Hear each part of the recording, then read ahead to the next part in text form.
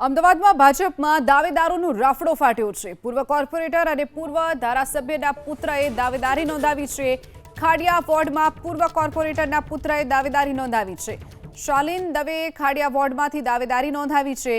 પૂર્વ ધારાસભ્ય ભૂષણ ભટ્ટના પુત્રએ પણ ખાડિયા વોર્ડમાંથી દાવેદારી નોંધાવી છે।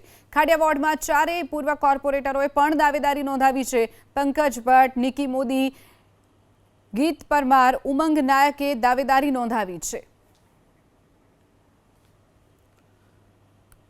તો એક તરફ જે સેન્સ પ્રક્રિયા ચાલી રહી છે ત્યારે એક બાદ એક જે દાવેદારોનો રાફડો ફાટ્યો છે। અમદાવાદનું જે ખાડિયા બેઠક છે તેની માટે પૂર્વ જે 4 કોર્પોરેટર હતા તે તમામે પણ દાવેદારી નોંધાવી છે। સાથે જ જે પૂર્વ કોર્પોરેટર અને ધારાસભ્યના જે પુત્ર છે તેમણે પણ દાવેદારી નોંધાવી છે। ખાડિયા વોર્ડમાંથી વાત કરીએ તો પૂર્વ કોર્પોરેટરના પુત્રએ દાવેદારી કરી છે।